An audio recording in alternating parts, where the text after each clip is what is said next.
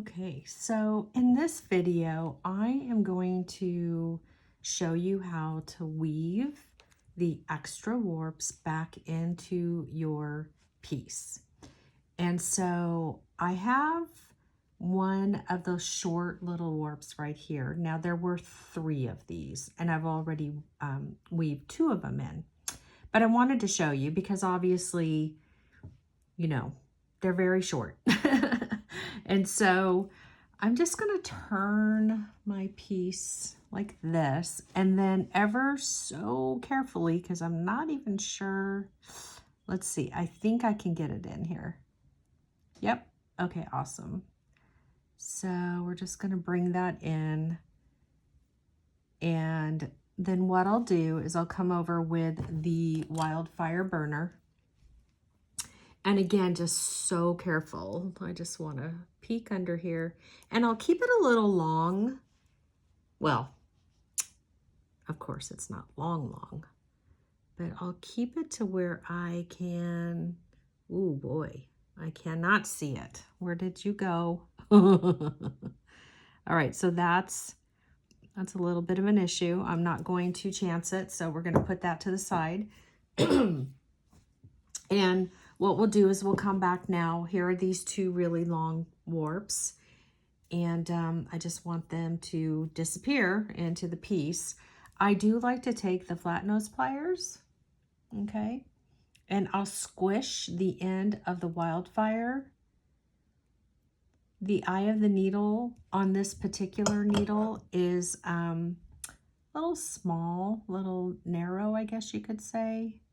Whoops. So this is like a nice little tip to help smush it down.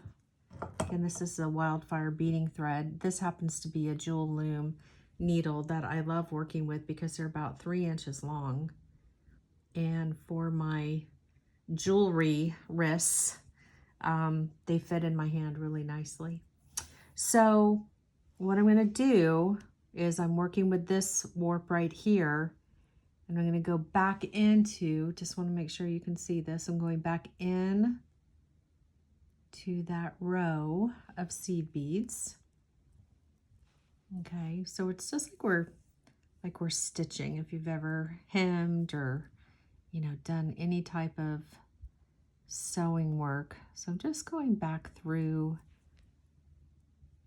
the rows. Okay. And then we'll pull that through. Oh, now I see that little guy. Okay, well, I'll do that off camera. I don't, last thing that we want is for me to like accidentally burn the wrong warp or wrong thread, and then, oh my gosh. So I'm just weaving this back through, and you could do it as much as you see fit. I'm kind of seeing where I want to give some extra, let's see what happened here. Okay, because I came out. So I'm gonna go in here because I'm not in the right position, but then I'll come on this row and see how sometimes this happens where they, you know, that's probably when I pulled the warps, like I probably didn't hold down tight enough. So I want to like stitch these 2 rows back together. So yeah, so there you go. Just going to do that. And then again, just going back and forth through the rows until I feel like, you know, it's enough.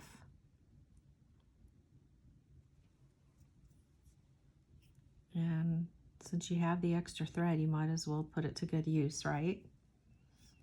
Don't really want to waste that. And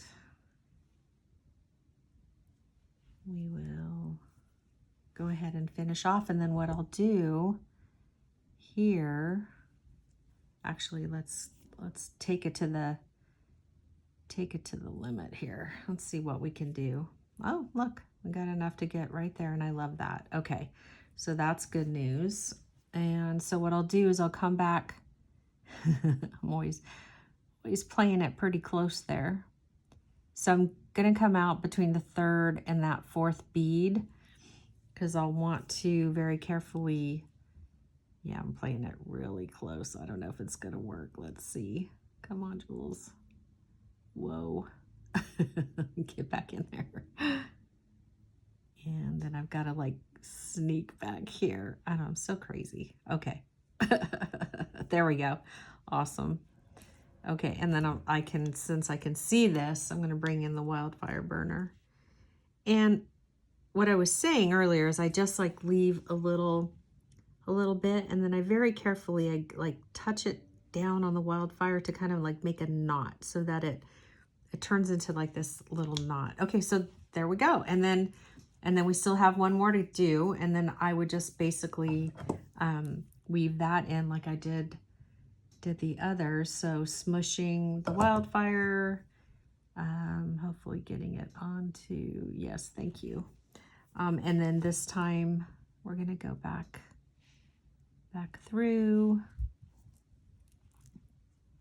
and we'll pull that down, and then let's, now with the TOHO seed beads, it's certainly a lot easier to do this weaving back and forth. It's definitely more challenging if all of these rows were weaved with like 11-ohs, because you know they're tiny and you just don't get a lot of the extra space that you do with the 11-ohs. I mean, sorry, with the 8-ohs. And so just an FYI, in case you think, oh, I'm gonna go back and forth on a seed bead bracelet that's made with 11-ohs, you won't be a happy camper. So, all right, let's see what we got here. Okay, and then I'll just find that warp over here.